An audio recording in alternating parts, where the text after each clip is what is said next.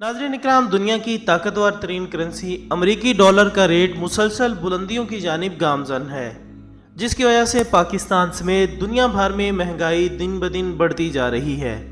लेकिन सवाल ये पैदा होता है कि डॉलर कब, क्यों और कैसे बढ़ता है, और ये अमरीकी डॉलर दुनिया की ताकतवर तरीन करेंसी कैसे बनी है। आज की इस वीडियो में हम यही सब कुछ बताने वाले हैं, लिहाजा आपसे गुजारिश है कि वीडियो को आखिर तक लाजमी देखिएगा।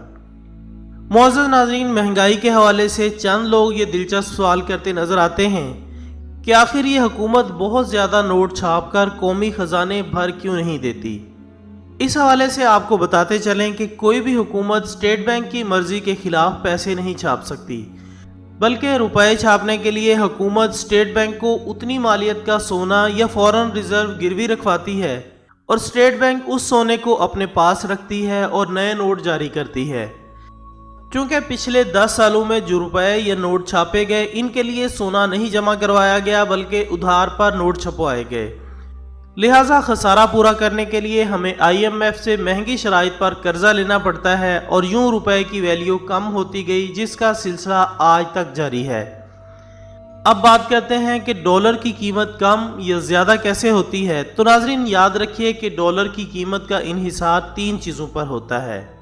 नंबर 1, बरामदात और दरामदात में फ़र्क। नंबर 2, बिरूने मुल्क पाकिस्तानियों का भेजा गया रुपया जो कि डॉलर की शक्ल में होता है, जबकि नंबर 3, बैरूनी इन्वेस्टमेंट की शक्ल में।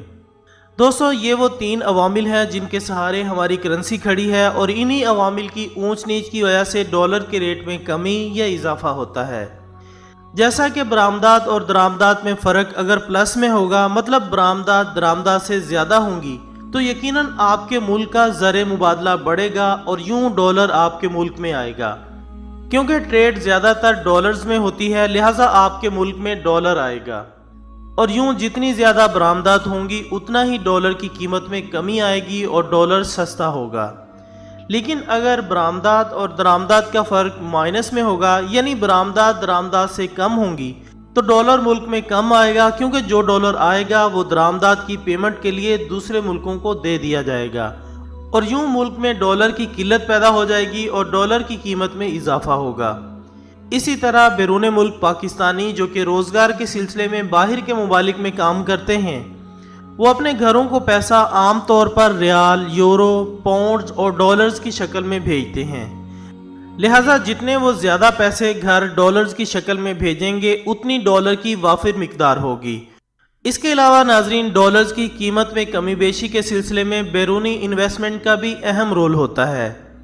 यानी अगर आपके मुल्क की हुकूमत की रिप्यूट दुनिया भर में अच्छी हो तो दूसरे मुमालिक ज़्यादा तादाद में आपके मुल्क में इन्वेस्टमेंट करते हैं।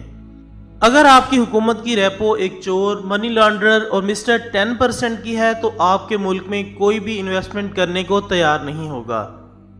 चूँकि ये इन्वेस्टमेंट डॉलर्स की शक्ल में होती है, लिहाजा आपके मुल्क में डॉलर नहीं आएगा और यूं डॉलर की किल्लत पैदा हो जाएगी और फिर डॉलर की कीमत में इजाफा होगा। मुअज़्ज़ज़ नाज़रीन, वाज़ेह रहे कि हमारे मुल्क में पिछले 10 साल में बरामदात 50 से 60% कम होकर सिर्फ 20 मिलियन की रह गई हैं। लिहाजा दरामदात ज़्यादा हो गई और हम खसारे में चले गए। याद रहे कि बरामदात उन चीज़ों को कहते हैं जो कि हम अपने मुल्क में बनाकर दूसरे मुल्कों को बेचते हैं, और दरामदात वो चीज़ें हैं जो कि हम दूसरे ममालिक से ख़रीदते हैं। यानी आपकी आमदनी कम और ख़र्चा ज़्यादा हो तो हम खसारे में चले जाएंगे। पिछले 10 सालों में सिवाय चीन के किसी मुल्क ने इन्वेस्टमेंट में कोई ख़ास दिलचस्पी नहीं ली और यूं हम इसमें पीछे रह गए। लिहाजा हम IMF से कर्जे लेने पर मजबूर हुए और हमारी मईशत का बेड़ा गर्क हुआ। दोस्तों, यकीनन आप मुकम्मल तौर पर समझ चुके होंगे कि डॉलर कैसे बढ़ता है और इसके बढ़ने की वजह से हमारे मुल्क पाकिस्तान में किस तरह महंगाई की जाती है। तो दोस्तों, अमरीकी डॉलर की बाकायदा शुरुआत अमरीकी कॉन्टिनेंटल कांग्रेस ने 8 सितंबर सन 1786 को की। अलबत्ता डॉलर का माजी 16वीं सदी तक जाता है, जिसमें एक कस्बा बावारिया का नाम भी आता है।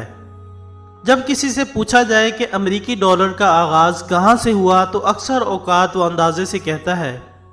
मुअर्रिखीन के मुताबिक सन 1518 में बावारिया कस्बे ने चांदी के मयारी सिक्के जारी करने का आगाज़ किया, जिन्हें करीबी कानों से हासिल किया जाता था, जिनका मयारी वज़न 29.2 ग्राम था।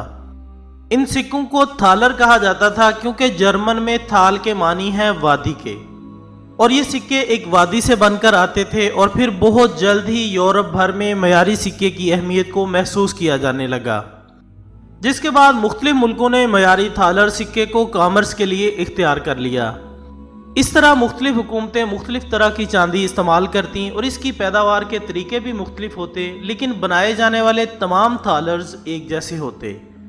جب پرانی دنیا نے نئی دنیا کو تلاش کرنے کا آغاز کیا تو تھالر یا ڈالر زیادہ جگہوں پر پھیلتا گیا، اور ہسپانوی مہم جوؤں نے میکسیکو اور دیگر نو آبادیوں میں قیمتی معدنیات دریافت کرنی شروع کر دیں۔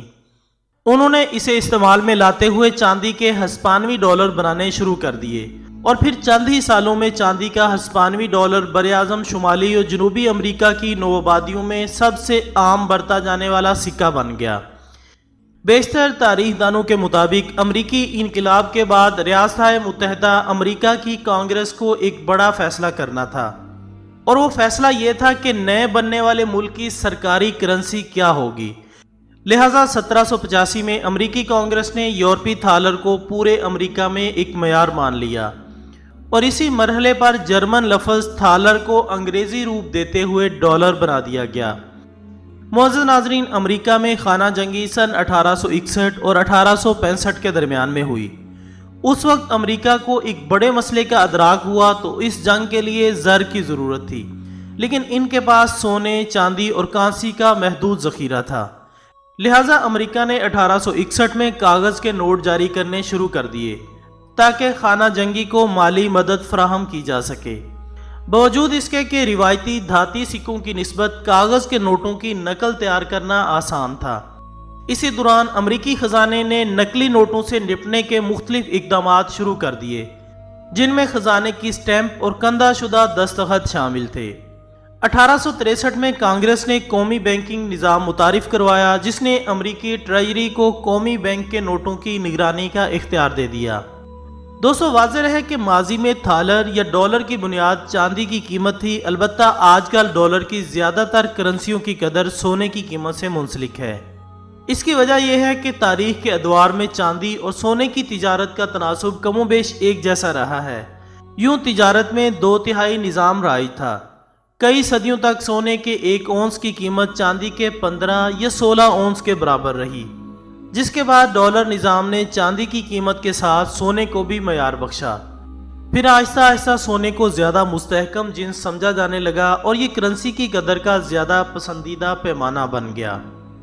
تو دوستو، یہ تھی ہماری آج کی معلوماتی ویڈیو۔ ہم امید کرتے ہیں کہ آپ کو یہ ویڈیو ضرور پسند آئی ہوگی۔ انشاءاللہ بہت جلد دوبارہ حاضر ہوں گے ایک اور اچھی سی ویڈیو کے ساتھ۔ تب تک اپنا، دوستوں، رشتہ داروں اور گردنواح کے تمام لوگوں کا بہت خیال رکھیے گا۔ اللہ حافظ۔